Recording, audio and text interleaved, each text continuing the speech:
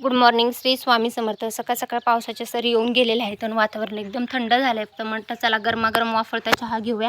तिथं मस्त black tea बनवला आणि मस्त एन्जॉय केला. त्यानंतर सकाळी मस्त आईनं जे आहेत ना पोहे वगैरे भिजवले होते आणि म्हटलं चला त्याचे डोसे बनवूया. तर मग मस्त बॅटर बनवलं आणि त्याचे डोसे बनवायला घेतले. तर डोस्याचं बॅटर जे आहे ना ते आपल्याला पातळच ठेवायचं आहे. डोस्यामध्ये ना आपण पोहे आणि रव्याचा वापर केलेला आहे. इथं खोबऱ्याची चटणी बनवली आणि मस्त गरमागरम डोसे जे आहेत ना लाईट जी शेगडी असते ना त्याच्यावर मी बनवायला घेतलेत.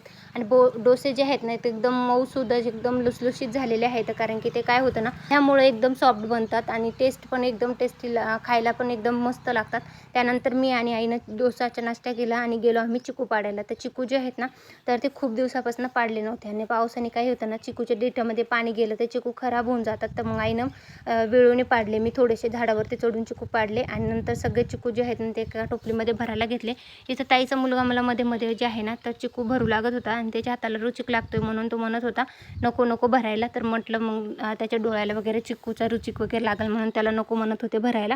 तर मग सगळे चिकू जे आहेत ना एका टोपलीमध्ये भरले आणि जे घरगुती जे फळं वगैरे असतात ना तर ते एकदम खायला पण टेस्टी असतात आणि एकदम गरम जे आहेत ना वातावरण जे उन्हाळा असल्यामुळं गरम होतं ना त्याच्यामुळे चिकूची टेस्ट एवढी लागत नव्हती पण आता खूप टेस्टी लागतात. त्यानंतर सगळे चिकू भरले एका टोपलीमध्ये. आई मोटर चालू करून आल्या त्या पाणी भरण्यासाठी. तर मग सगळे चिकूचं टोपलं घेऊन आई घरी गेल्या आणि मी पण म्हटलं चला ताईला थोडंसं पाणी वगैरे भरू लागूया. पाणी भरलं कारण की लाईटीचं कसं आहे ना इकडं पाऊस आला तर 2-2 3-3 दिवस लाईट येत नाही त्याच्यामुळे पाणी राहत नाही हौदामध्ये. हौद भरून घेतला. त्यानंतर आमच्या घरी जी मंगी होती आणि मंगीचं पिल्लू होतं ते मस्त खेळत होतं. तर म्हटलं तुम्हाला पण थोडंसं दाखवावं. त्यानंतर संध्याकाळच्या वेळी मी आईसोबत शेतात गेले जांभळं खाण्यासाठी. तर आजच्या दिवसाचा असा होता ब्लॉग.